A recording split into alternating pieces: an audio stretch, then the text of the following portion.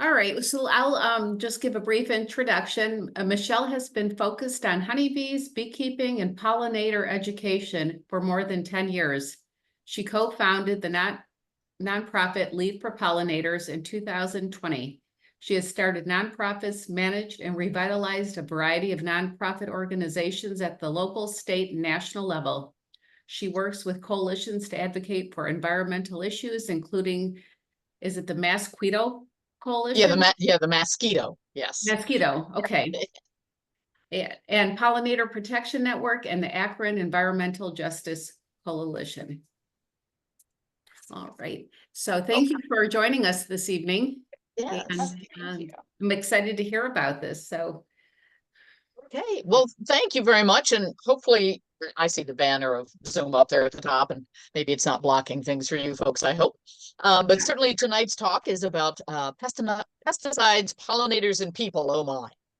Because while we're often concerned about, as it has been in the news for about the past, I don't know, couple dozen years, that how pesticides are impacting our invertebrates, whether it's insects or water invertebrates and other critters such as that, it's also impacting us. It is impacting our public health as well. We have lots of rationalizations of how pesticides move through our environment, whether it's drift, which actually EPA says there is no definition of drift. You're just supposed to prevent it. Okay, but if there's no definition, how do we actually prevent it? So we all kind of have an idea of what drift is. You could spray a bottle of water out in your backyard, and depending on, and then you can figure out which way the wind is blowing. That's drift. The same with dust. We see that on dry days, and you'll see the wind blowing dust around. Seed treatments also are responsible for moving throughout the environment because those pesticides that are coated on seeds end up wearing off the seeds. Sometimes the actual application of those pesticides onto seeds is badly done and they readily chip off as they're being planted. For a couple of years, there were beekeepers who refused to bring their bees back from California when corn was being planted because their bees would die from the dust from when the coated seeds were planted. There are those systemics, which are part of the coated seeds, as well as sprays that are put into the ground, and they travel on the water. If there's a big rainstorm after corn planting, those pesticides run off and out of the field and then go into the waterways. So this impacts all of us, not just the insects. They are kind of the first line of attack, in a sense, for the pesticides. But they do more damage to the beneficial insects than they do to the pests. As we know that, pests always get used to certain things. We even know that with the COVID vaccine, which is why they had to keep getting the different variants that happen, because they take advantage of weaknesses and we have to get another vaccine. It's the same with pesticides. We use the same thing trying to treat for pest insects, and eventually they build up immunity to it. So certainly, I am with Lead for Pollinators. As Sherry introduced me, I talk and do a lot of work around leadership, education, action, and development.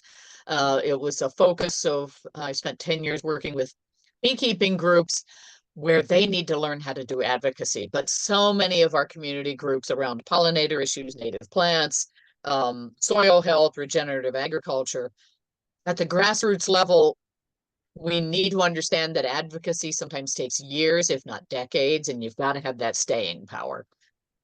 So we help with that. We will join like with those coalitions, and we help to keep them motivated and keep them going so that we can accomplish our work. The Mosquito Coalition is out of Massachusetts, and we are working on mosquito control pesticides in order to protect fish, the waterways, soil, and beneficial insects, because mosquito control pesticides don't control mosquitoes. They just don't. So certainly, we've got our living organisms, and that includes us, are exposed to herbicides, fungicides, insecticides, the adjuvants within those formulated mixes, the surfactants, which make things stick, and then certainly those PFAS chemicals, which have really been in the news. Because even in Massachusetts, we discovered that Anvil, which was used, that's the name of the brand name of the product, ANVIL, It was a mosquito control product. It was used in Massachusetts, but they discovered PFAS chemicals in the pesticide because the PFAS, the plastics, were leaching off of the inside of the container and then going into the pesticide. So they would spray through airplanes for mosquitoes, and then they're also spraying PFAS across their entire environment, which is a cancer-causing drug for humans. So when we look at integrated pest management, which has become a rationalization anymore, because farmers love to say it, the crop managers and things like the Soybean Council, the Corn Council love to say, oh, our farmers always use IPM. But they tend to look at chemical controls as 90% of treatment instead of a 10 or less. You have to, when you're farming, when you're truly doing integrated pest management, and beekeepers do this as well in managing pests that might get in the hive. You have to look at everything else in the environment to try to control the pest. But the chemical controls should not be the first tool in the toolbox. As I've listened to too many pesticide sales reps, and they love to say, we have to have our 80,000 different pesticides so that farmers have different tools in the toolbox. We don't need 80,000. We just don't need 80,000 chemicals, because what the pesticide industry is finding is their chemicals are getting weaker. So they encourage the farmers and others, sadly, homeowners too, mix those chemicals to increase the toxicity. So there's certainly plenty of research, and a lot of what I focus on is bees, because that honeybees especially is how we have that contained bee that travels throughout the environment, and we can look at their wax. We can look at the food they collect, their pollen and their nectar. We can see how their baby bees are impacted by pesticides. So it's a kind of a controlled group that we can look at and research. Native bees are harder because they don't have an actual hive. They might have a small colony, but they die off. You leave eggs for next year to emerge, but it's easier with honeybees when you have humans helping to keep them alive throughout the winter. But the research that has been done on migratory beekeepers, as well as stationary beekeepers, backyard beekeepers, in 23 states and a Canadian province, and they found, what was this, over 121 different pesticides and metabolites within the wax, pollen, and bee and hive samples. So when the bees are going out into agriculture, when they're going to neighborhood gardens, they are picking up all those pesticides that drift onto those plants. Or if, say, somebody's spraying for Japanese beetles, though that pesticide will drift onto whatever is in bloom. So if you have to use, one gentleman was talking about trying to control an opportunistic native plant. You want to make sure if you're using some type of, even an herbicide, because herbicides have been found to cause damage to honeybees and other pollinators, that you've got to do it when nothing is in bloom around it, because that's when the bees are there. That's when pollinators are at any plant, is when it's in bloom. We don't see the milkweed or the monarch butterfly at milkweed when it's going to seed. It's only when it's in bloom.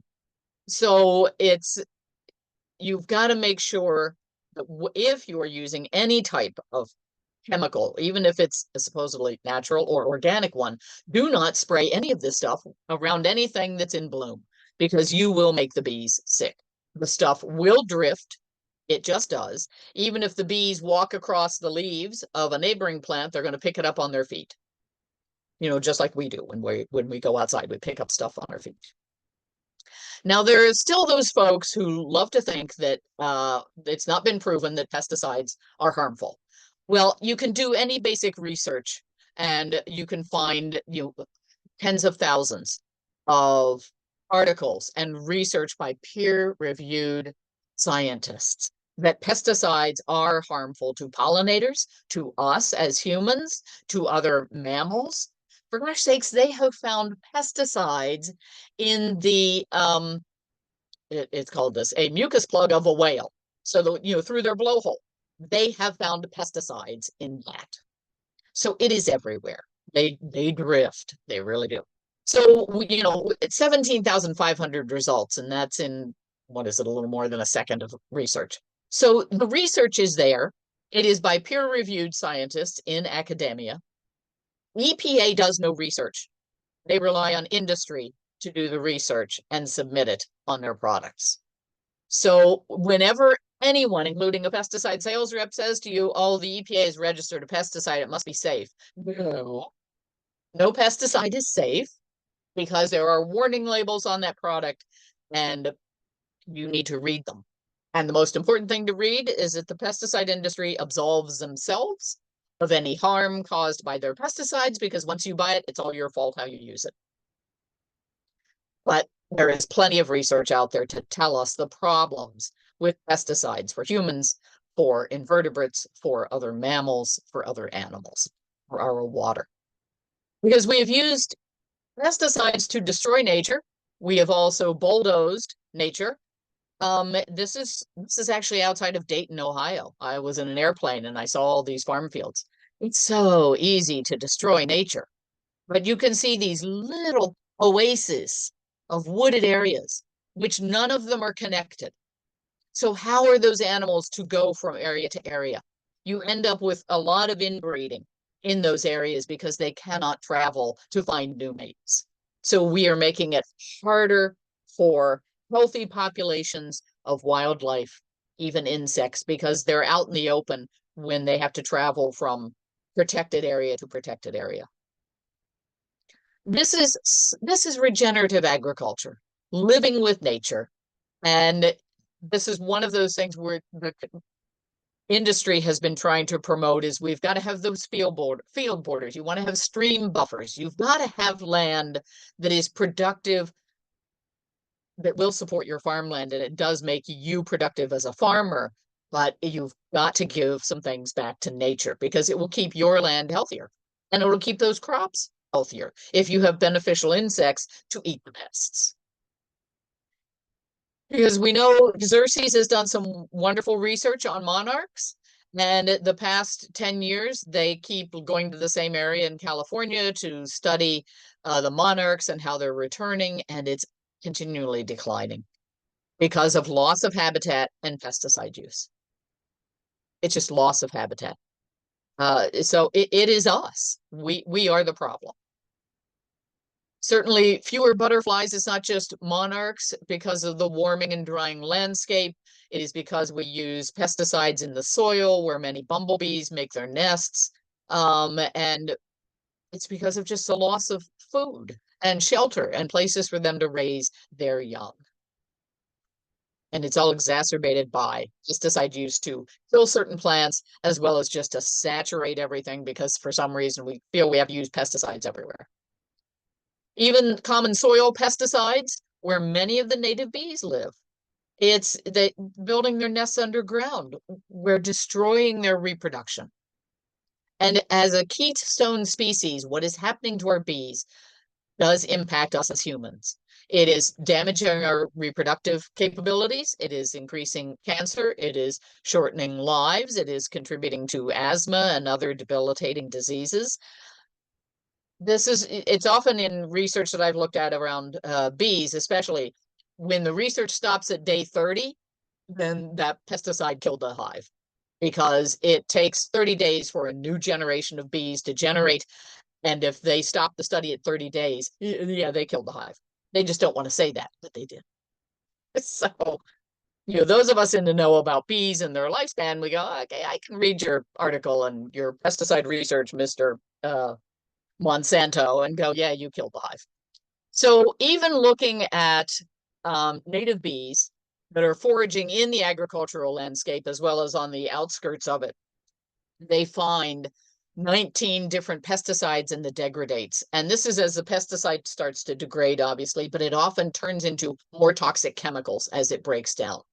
And they are finding these pesticides. Look at this, 39 out of 54 samples of native bees, they found 19 different pesticides. And neonics, which is a synthetic nicotine-based insecticide, but it's the same one we often put on the necks of our cats and dogs to deal with fleas. But it is, it's a horribly toxic pesticide. If a bird eats one grain of corn, one seed of corn that is coated in these pesticides, it will kill them. So it's a very strong pesticide. And there are about 7 different types. Thiamethoxam is one of them, imidacloprid is another. So that, it's never just one pesticide. And what's frustrated beekeepers is the pesticide industry, and sometimes EPA, always wants to know what's the one pesticide that killed your bees. And there is never one. In agriculture, in landscaping maintenance, there's never one pesticide that is sprayed. It's always a tank mix. They always mix a number of things. Even if it's for lawn care, they're mixing an herbicide. They're mixing grub killers. They're mixing some fertilizer. So that's increasing the toxicity of every single thing in that mix. It doesn't stay separate. Unlike the soybean council person who said, no, if you mix red and blue paint together, it stays separate, red and blue. And it's like, no, it doesn't. You're making a whole other color. So there are these unintended pesticide exposures where land uses overlap, when drift happens, and certainly when there is a mix of pesticides in the area. Because it's not cost effective for a farmer, especially, to go across their field putting in one chemical at a time. They do a tank mix. And there have been some farmers who've actually told us that they can put their hand on the spray tank and it is so hot after they've mixed some chemicals because they're creating all new chemistry. But it's not necessarily that it's a direct kill of bees, it's just weakening their immune systems. It's weakening them so that they can't reproduce fast enough. I mean, a queen bee has to lay 1,300 to 1,500 eggs a day in order to replace a burgeoning hive in the summer. And if she can't lay that many eggs, the hive slowly dwindles and dies by the end of summer. So it's this slow death. 10 years ago, they were pushing colony collapse disorder, and that was the pesticide industry rationalizing what was killing bees. And it was still the pesticide slow death in hives. So when we look at, the basic tank mix of different pesticides, it's damaging the bee larvae. Certainly, like all babies, they are the most at risk for any chemical sensitivity. That even some of these so-called inert ingredients are highly toxic. You've got that chronic dietary exposure to fungicides, these pesticide mixtures that are just, again, impacting the overall health of honeybees. And then it gets into the pollen because it's in the flowers. So the pollen comes back to the hive and that pollen is fed to the next generation of bees. So they're not starting out well. Just like children who have malnutrition, they're not getting a good start in life. So that when we look at that trapped pollen, which is a high protein source for our bees, and everything needs protein, that you've got 53 different pesticides. And in the bee bread, that is something that the bees make to feed to the baby bees. They found another, 1 of 17 different pesticides in the samples of food fed to babies. So even when the pesticides get into the frame where the bees are working, and this is a really old, dirty frame. This beekeeper should have gotten rid of this frame, but it stays in the wax. The pesticide stays in the wax because it's in the dark. It's not impacted by ultraviolet light to help break it down. So it stays active and it travels through the wax. So you could have bees shopping for pollen and nectar in, say, one of your gardens, one of your fields of flowers. But then they bring it back to a frame that looks like this, and that pesticide makes all that pollen and nectar toxic because the pesticide moves through the wax and even can go around that wood frame to the other side. And it causes such a high mortality of the next generation of bees. So even with water, and people do forget bees drink water, that on a hot day like we've had, oh my gosh, a strong hive in the summer of 60, 80,000 bees can consume 1.5 gallons of water a day. So that's why it's important when your bird bath is out there, refresh that water. Go out and save the bee that went in too far. And I put him over on the side, put her over on the side. They need that fresh water. So when we've got corn planting that happens out in the Midwest, this is one of those issues when corn is planted and corn seeds are coated in pesticides, the rain washes those pesticides off those corn seeds and it goes down into all the rivers and streams where the bees are going to drink, and then they get poisoned by the neonics. And what happens to the bees when they are exposed, whether it's the dust from corn planting or the neonics in the water, is they spasm themselves to death because it's nicotine. It's a synthetic nicotine. They spasm themselves to death. I worked with a beekeeper who took a video, and it's just heartbreaking to see these poor bees just their feet running and they're laying on their side until they wear themselves to death. Because when we're interrupting the cycle of the beehive, you're forcing the bees to start to work too soon. It's like the first 1 to 2 days of a new bee's life, they're going to clean the cells and warm the brood nest. You get to day 3 and 5, they're feeding larvae to the next generation. And by 12 and 17, they're making wax and helping to work inside the hive. 18 days to 21, they're working at the guard entrance, ready to go out in the hive. And at day 22 and after, they're foraging for nectar, pollen, propolis, and water. And this is why the queen bee has to lay up to 1,500 eggs a day to replace bees that in the summer, it's lucky if they last 45 to 90 days, but they work themselves to death. But when you throw in out in almonds one season, pesticide applicators put in a insect growth regulator with a fungicide. So all the baby bees were born, and in that picture in the bottom, they're all chewing their way through their cell. They're just being born, and then they died because of the insect growth regulator.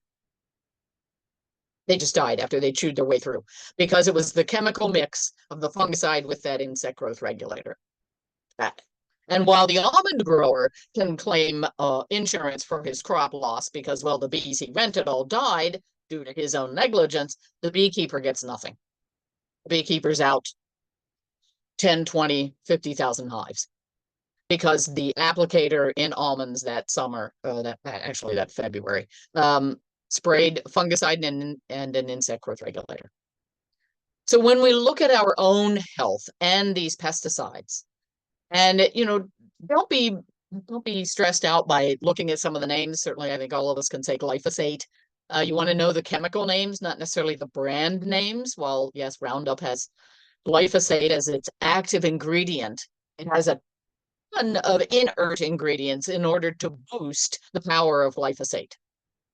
And many of those inerts break down into other things, including glyphosate breaks down into other things. But its impact on human health, glyphosate's impacting the nervous system. You've got trifluralin, which is a dermal irritation. You've got methoxychlor, which impacts the nervous system. You have others that give you dizziness. Some are DDT, of course, we all know is a carcinogenic. That chloran impacts the kidneys. So all of these, whether it's a fungicide, an insecticide, an herbicide, formulated mixtures of these products are harmful to us as well, depending on how we use them. Certainly. And few people read the warning labels on, I know it's really tiny type on those pesticide labels, but you really should read them. There are some pesticide labels that will tell you whatever clothing you're wearing when you apply the pesticide, throw away or burn the clothing. And do not wash it, even in the washer, with anyone, with, say, a spouse's clothing if the spouse is pregnant or with children. Because so many of these products are endocrine disruptors, hormone disruptors. So we have to understand that even if you're using PPE, and during COVID, we all got familiar with some form of PPE, but there are even those pesticide applicators who don't wear enough stuff. Those guys spraying the lawn care, I never see them wearing PPE. I've seen folks spraying for mosquitoes in their yards, and they're wearing shorts and flip-flops. And they shouldn't be, because these products are irritants to their skin. They're inhaling this stuff. I will say my father, who had a small apple orchard, he used to spray malathion on the apples back in the 60s and 70s. He died of throat cancer. I think it was from the malathion. Yes.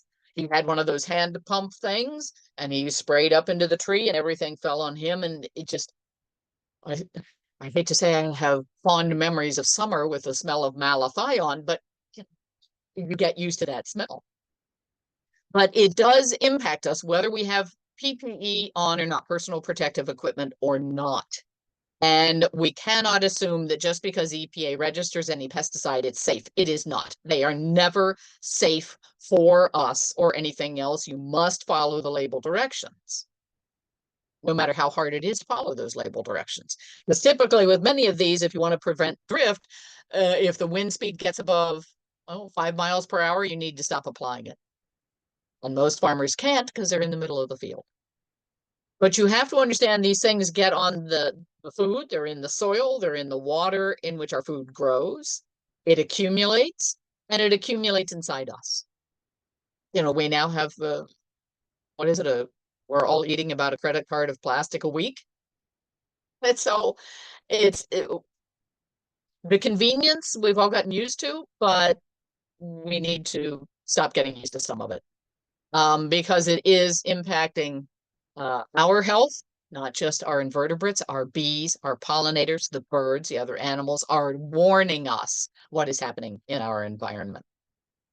So that whether it is impacts to our reproduction, to our endocrine system, to our cellular growth, to our coronary arteries, it is impacting us, causing genetic damage, and it is more than even smoking and alcohol consumption. It's a slow decrease. I've even looked at some of my pets, and I have plenty. I have a couple dogs. I've got some cats. And to protect my dogs from fleas, yes, I use that, stuff you put on the back of their shoulders because fleas and ticks, big problem. But I also have noticed my dogs' lives are shorter because of, and I've had a couple dogs who really didn't like it. Did not like. They got irritated. They just, got, wasn't like the Seresto stuff you use. That's really read the information on Seresto. Please don't use that product on your animals. Because again, it's often the inert ingredients that are not inert. They're very inert. But on the label, it says it isn't. So we have to understand how these pesticides that we use to what we think is control pests are really causing damage to us as well. It's a slow change. It's not as if you go out and spray, you don't want any dandelions, which I think this group's okay with dandelions. Hopefully you are. That's where the bees need their dandelions. I know it's an invasive and it's a foreign plant, but let's move on. So, but still, you can either bend over and dig up the dandelion or just let it grow. But why spray these things when there is a benefit to them?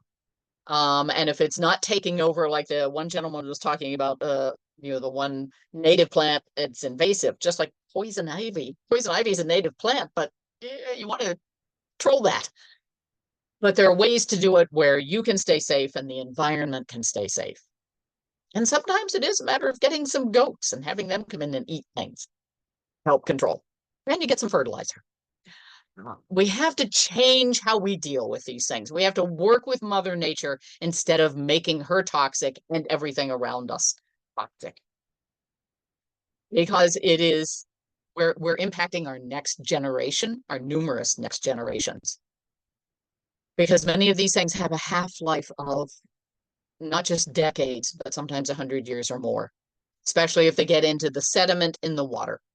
And when we have a flood, the sediment gets kind of disturbed and then brings all those toxic pesticides up again. And if it starts to blow on the air or you again get into and on our food, it becomes a problem. And when these things metabolize and change within us, they change within the soil, in the water. It's a different chemical altogether. And again, even these vapors of pesticides, there was a big issue pre-pandemic about dicamba out in the Midwest, out in Missouri, Arkansas, Kansas, and soybean country. And farmers who had dicamba-resistant soybeans, so genetically engineered soybeans, would control weeds by spraying dicamba, but that stuff vaporized. And when it vaporized, it was very much like chlorine gas. It would just go very low over the countryside, killing any green leafy thing it hit because it was an herbicide. So, and I will tell you.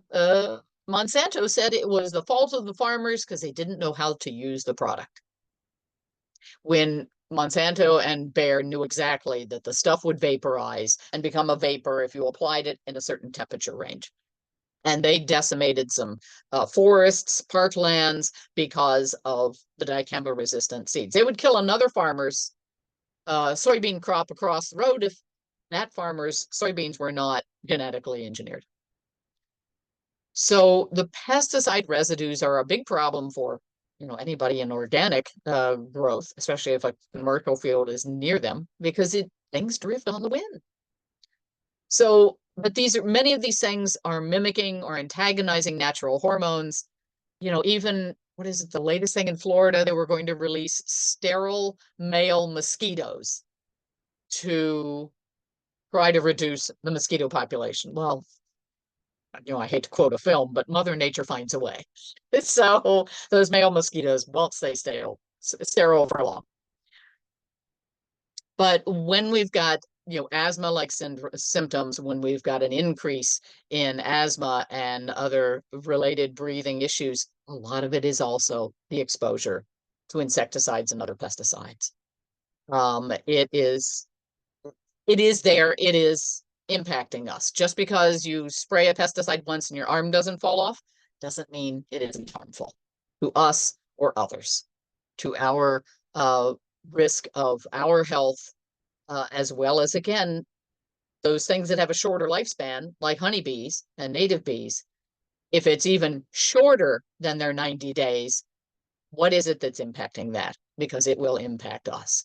Whether it's not just farm workers or pest control workers, it is also anybody who is near farms or agricultural fields. It is anyone who lives near a neighbor who sprays their lawn. Because if you ever watch those guys, they spray high, they're not down toward the grass.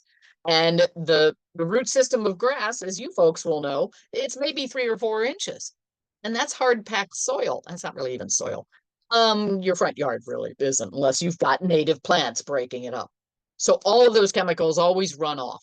I've never understood why people treat their lawn with anything, because it always runs off with the first rain. It never gets into the actual plants.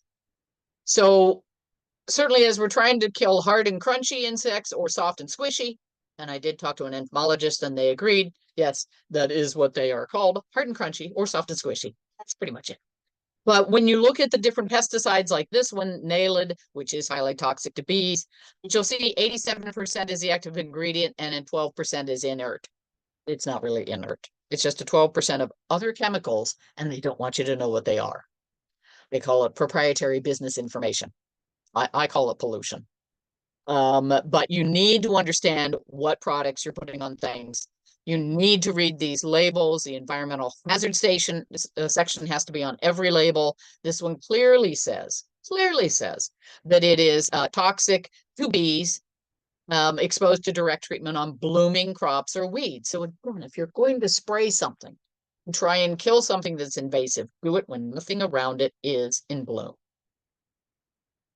because you will kill critters. And keep in mind that if there is a public health emergency, like mosquitoes that have West Nile virus or triple E, the government does not have to follow the label. They can spray the pesticide on water. They can spray it across yards, across playgrounds, doesn't matter. They're trying to kill any mosquito they think might be out there that has triple E or West Nile.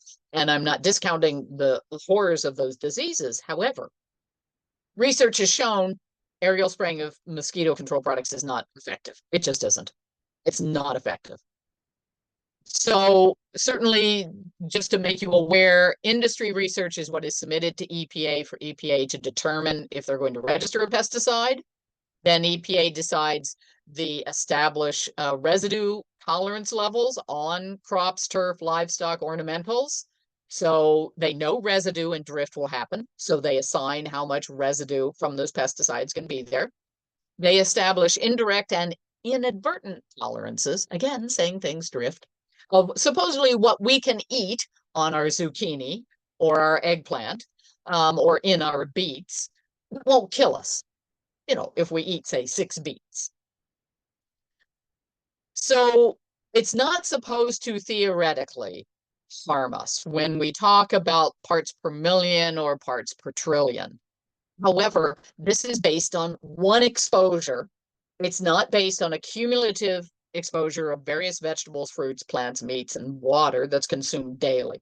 So when EPA looks at the risk of how many parts per million of a pesticide can be on something, or whether it's in the soil, on a plant, in your food, in the cow, in the beef you're eating because of the crops the cow ate, they are only looking at one exposure of one pesticide when that's not how life is.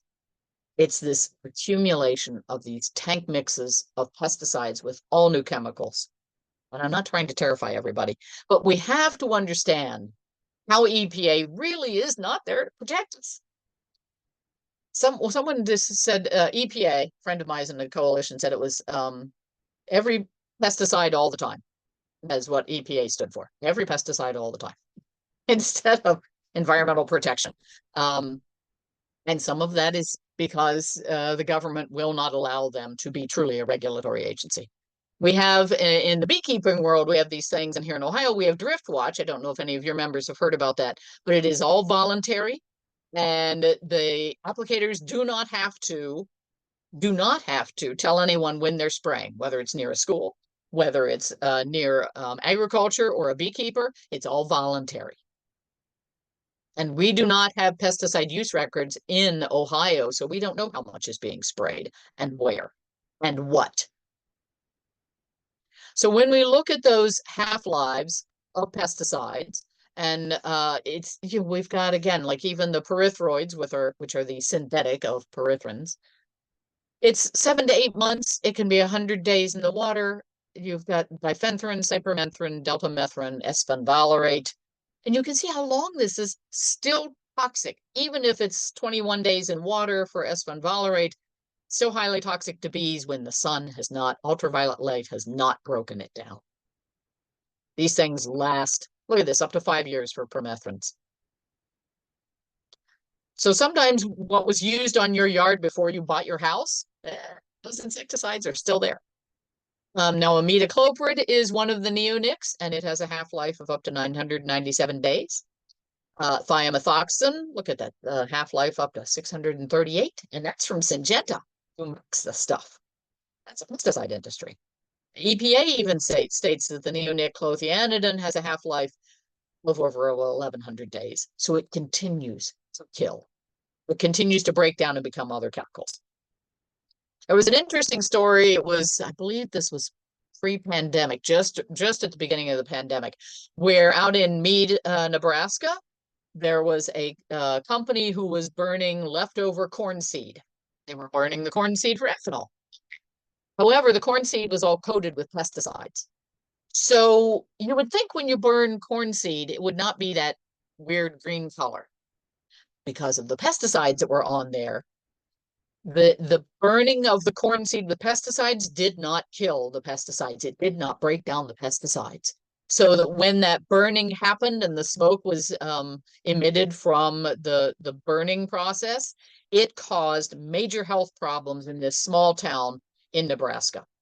Such that thankfully there was Judy Wu Smart is a university bee expert out there, and she called the alarm on this one because people were calling in saying they were dizzy, their dogs had bloody noses and they were spinning in circles, that birds were dropping out of the sky, that the bees were dying.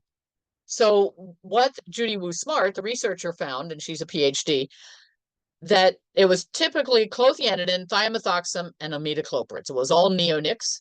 And the EPA safe level of parts per billion was 11 parts per billion for the one, up to 17.5, and then 358 parts per billion. That was safe. When they analyzed what was in the air, what was blowing on the wind at this ethanol plant, clothianidin was at 427,000 parts per billion. This is why people were getting sick.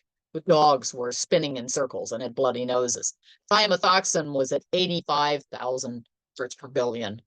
And then imidacloprid, 312, when it was supposed to be 0.358.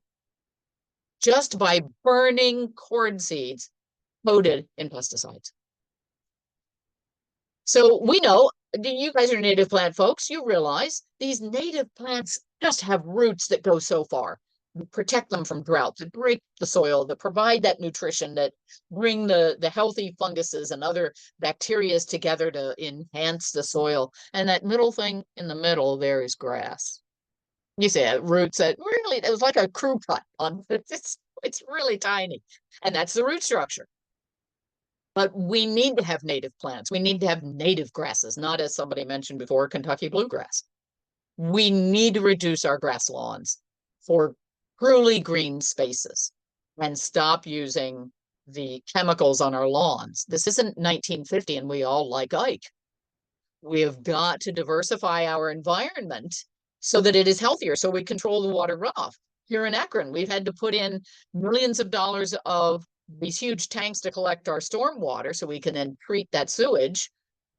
Well, if we had more lawns, we'd actually have less storm water going into the storm drains because our yards, if they had all these native plants, and you know this, you guys have yards of native plants, you know how much rain it holds and it absorbs all of that. Because when home gardeners are out there using fertilizers and other pesticides, they typically use more than farmers. In our pollinator habitats, we know they can be award-winning.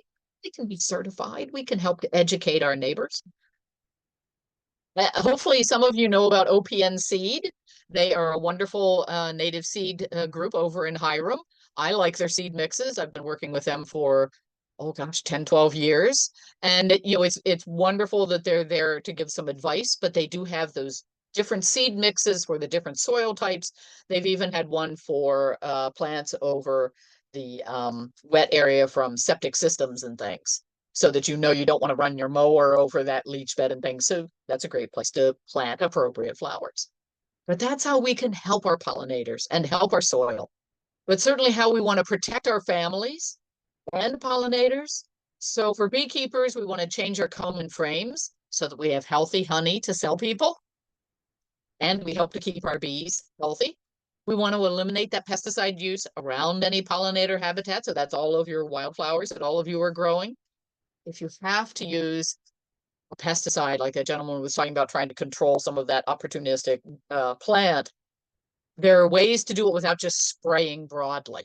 Some of those things, you've got to get it down into the roots. So if you wanted to take some of that pesticide, cut open some of the actually the stems of the plant and take a turkey baster and squirt the pesticide right into the plant so it gets into that vascular system of the plant. Because spraying, all it does is kill the green leaves. It's not killing the roots. And certainly don't apply anything blooming to anything that's in bloom or near in bloom. We can support our beneficial insects, our native bees, the hornets, the wasps, the yellow jackets. Yes, they're all pissy, but they are meat eaters. They are eating our pests. Try to educate your family, your friends, your neighbors to stop using pesticides. If you want to control for mosquitoes, get rid of that standing water. Make sure your gutters are draining. Make sure you change your bird bath water every day, because even the bees don't want to drink nasty water. If anybody's looked at their bird bath after a robin's been in there, oh my God, those are filthy birds. They take a good bath, I'll tell you. But you got to change that water. Certainly you can save so much money, and so can your neighbors, if you stop paying for lawn chemicals. You protect that bee forage and you protect your water, because all your lawn chemicals do is run off into the storm drains. That's all they do. They are not getting into that so-called grass, because we know this. We know the root structure of grass is it's worthless. And we've got to plant more, as you guys are doing, all those wildflowers for pollinators. So I appreciate everybody's time.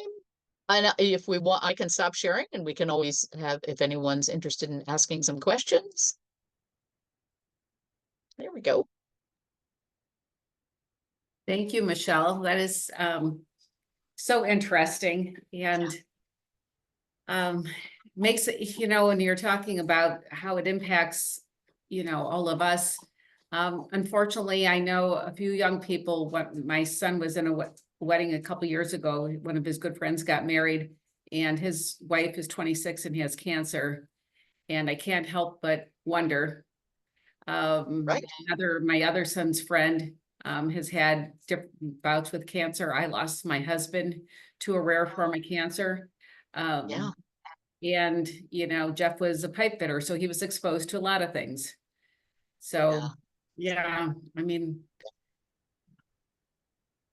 And it's just all in how we deal with it. I know I was working in actually it was a government building I was working in, and it was during the pandemic. And for some reason, the pesticide guy said, well, we can come in and spray the vents and the air system with a fungicide. Well, COVID was not a fungus, it was a virus. And I looked at the label for what they, and because I got my entire office up in arms, I said, nope, I want to see the label. And I said, it's a fungicide. There is no reason to spray this, and look at the respiratory problems it will cause as we inhale a fungicide into our lungs. But you have these sales reps who love to say, oh, EPA says it's safe. No, no, they have a label that warns you nothing is safe because it's a product meant to kill. So we have to read these labels. You know, and again, even as you're trying to deal with a weed that's out of control, even if it's a native one, or even again, like poison ivy. Yeah, no one wants to garden with poison ivy. I understand that one, certainly, but it is a native plant. So, and you know, there are birds that nest in it and the berries that some birds eat, but we have to find ways to control it so that one, it doesn't impact us, but two, you know, some things grow better in different soils. While we don't like it there, guess what? It likes it there. We got to work with nature. Yeah. Well said. Well said. All right. Any other questions? I just have a comment, Yeah. thinking about what Sherry just said.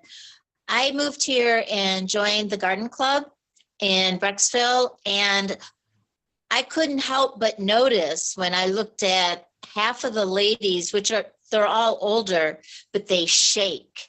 They all shake.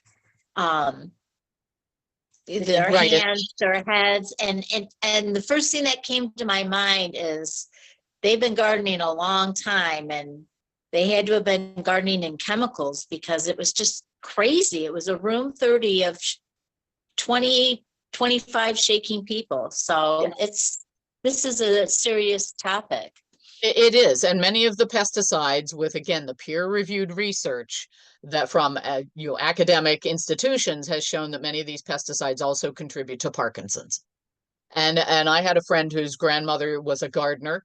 She was in her late 80s when she finally died, but her mind was great. It was the rest of her body that started to fail. And it was also that generation who didn't take showers, they took baths. So if they were gardening and they got a lot of the dust on them from the Sevin dust they used or some other, even DDT, they go in and sit in a bathtub and actually sit in there trying to wash off the chemicals, but they're still sitting in the chemicals in the bath water. Right. Yeah. So Crazy.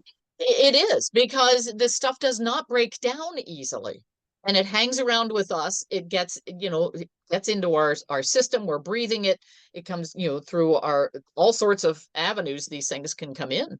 And I know somebody has in the chat talking about thrips with his houseplants.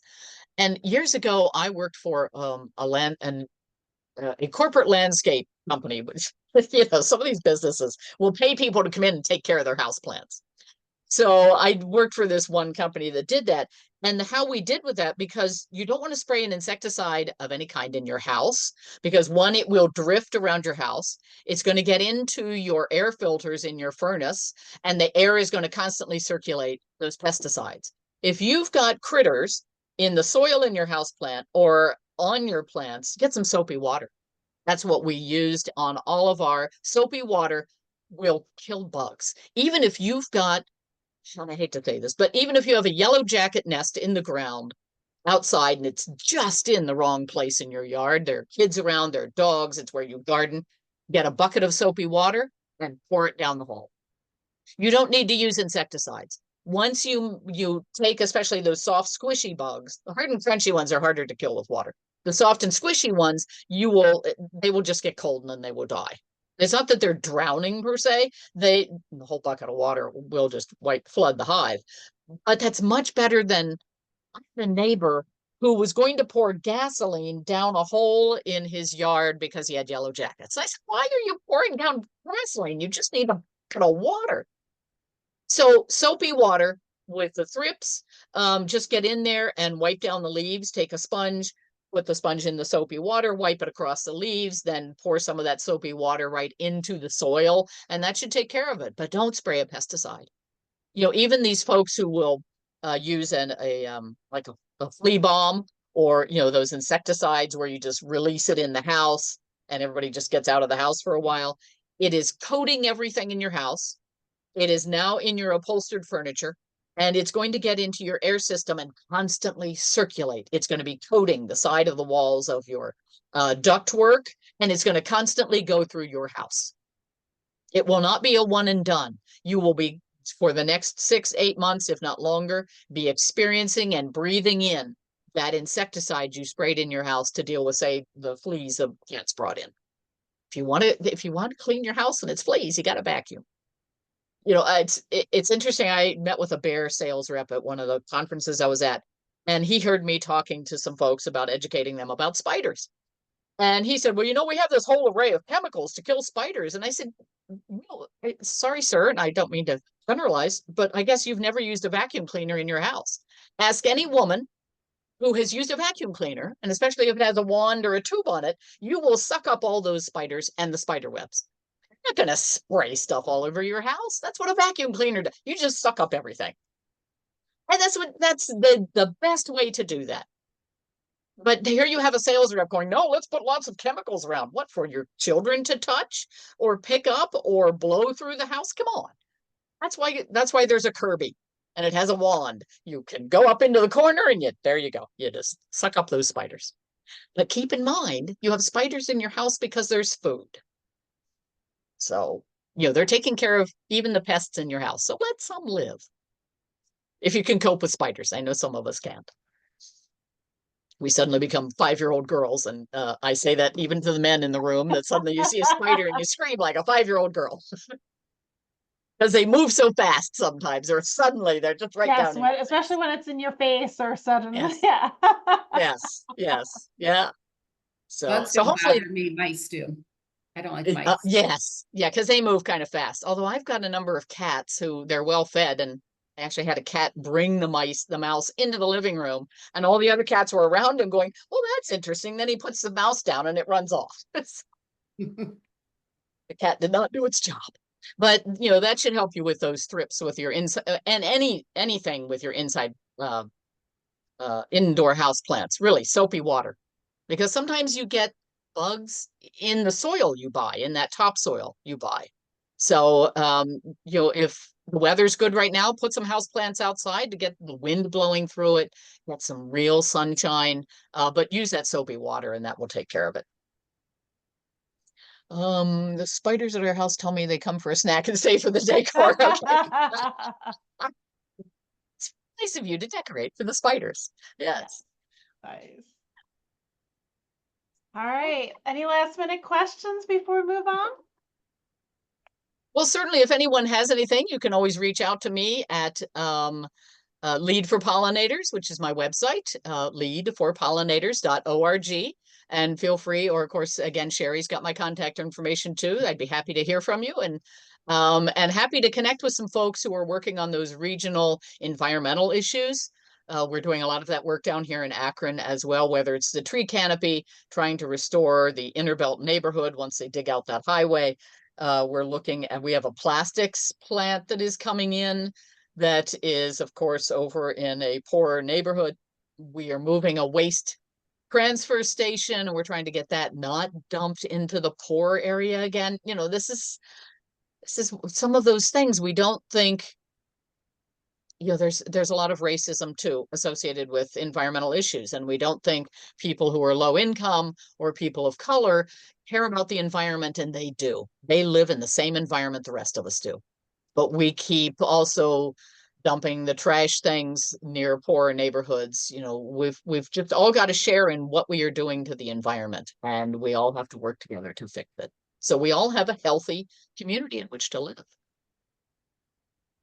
Well said, Michelle, and we definitely hope to work with you, especially with some of the stuff coming up in Akron, like we've been talking about. So for those of you who joined a little bit later, we were talking about the Akron Canopy Project and a few other things, and the fact that there was not actually a commitment to utilize native plants in that effort.